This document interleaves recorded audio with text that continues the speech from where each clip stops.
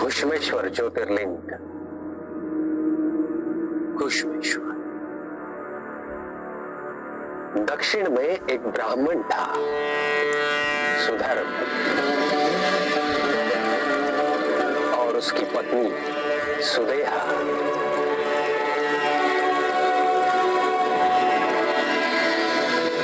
उन्हें संतान सुख प्राप्त नहीं हुआ था। वे दोनों ही महादेव के परम भक्त थे। सुदेहा को ये दुख था, गिलानी थी कि वो सुधर्म को संतान सुख देने हेतु असमर्थ है। सुदेहा ने सुधर्म से विनती की कि वो उसकी छोटी बहन घुष्मा से विवाह करे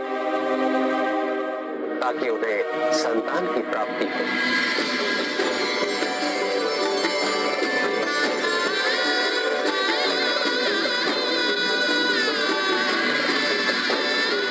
घुष्मा महादेव की भक्त थी, अत्यंत कोमल स्वभाव की। महादेव की आराधना किए बिना वो जल भी ग्रहण नहीं करती थी। अपने कोमल स्वभाव के कारण ही वो सुधर्म की अत्यंत प्रिय हो गई। जब सुदेहा को इस बात का आभास हुआ, उसे अपनी बहन से ईर्ष्या होने लगी। धीरे धीरे ये ईर्ष्या इतनी बढ़ी कि सुदेहा महादेव की भक्ति करना ही भूल गई। शीघ्र ही घुष्मा को एक सुंदर पुत्र की प्राप्ति हुई। उसका नाम रखा गया सुकर्म। अब सुधर्म का परिवार संपूर्ण परिवार बन गया था और सुदेहा की ईर्ष्या चरम सीमा पर पहुंच चुकी थी। सुकर्म बड़ा हुआ तो सुधर्म ने उसका विवाह कर दिया।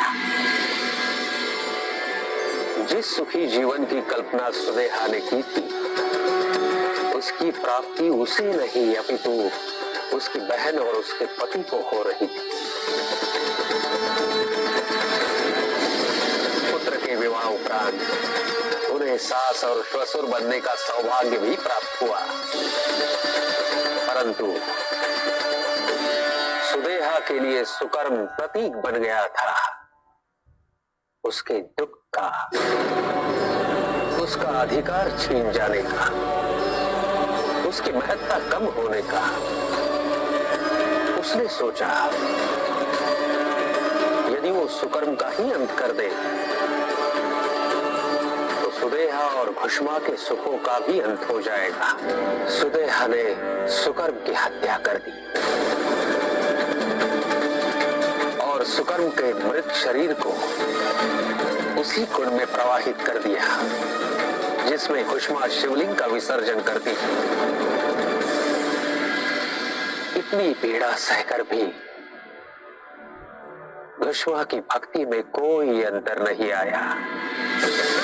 जब उसके पुत्र का दाह संस्कार होने वाला था, तब भी घुष्मा महादेव की आराधना कर रही थी, उसी भक्ति, श्रद्धा और संपूर्णता के साथ। उसके उद्धार हेतु महादेव ने उसे दर्शन दिए।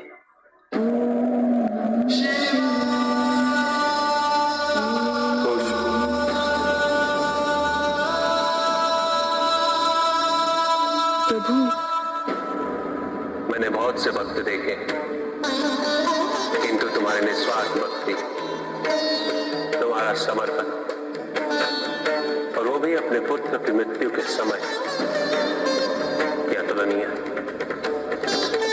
कहो, क्या वरदान चाहिए तुम्हें? प्रभु, जिसने आपके दर्शन पा लिए, उसे और क्या चाहिए? सुदेहा ने तुम्हारे साथ घोर अन्याय किया, इसके अपराध का दंड से अवश्य मिलेगा। कहो कुछ, क्या दंड दूं मैं इसे?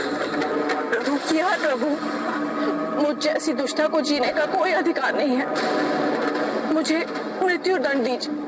प्रभु, दीदी को क्षमा कर दीजिए। यदि उन्हें बोध होता कि कितना बड़ा पाप है, तो वो ये कदापि नहीं करते।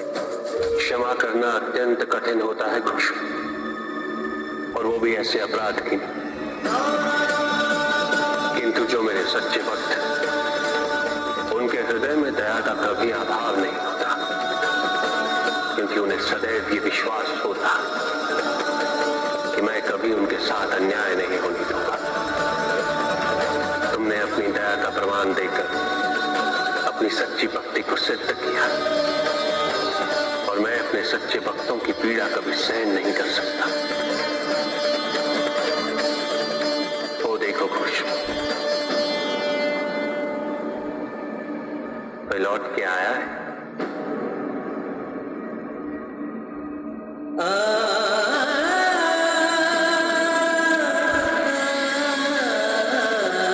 खुश, तुमने अभी तक मुझसे कोई वरदान नहीं मांगा।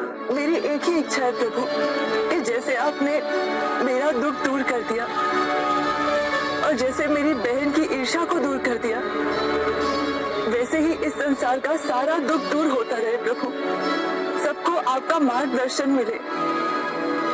इसीलिए प्रभु, मैं आपसे यही मांगती हूँ कि आप यहीं पे वास कीजिए। धन्य हो खुश, तुम्हारे मन में संसार के कल्याण के प्रति भावना वास करती। तुम्हारी भक्ति, तुम्हारी पवित्रता के कारण मैं सदैव यही रहूंगा। अनंत काल तक ये समस्त संसार तुम्हारी करुणा का स्मरण करता रहेगा। इसलिए ये धाम कुष्मेश्वर ज्योतिर्लिंग के नाम से प्रसिद्ध होगा। और इस प्रकार महादेव ने एक भ्रमित भक्त को ईर्ष्या से मुक्त किया और दूसरे भक्त को आशीर्वाद दिया।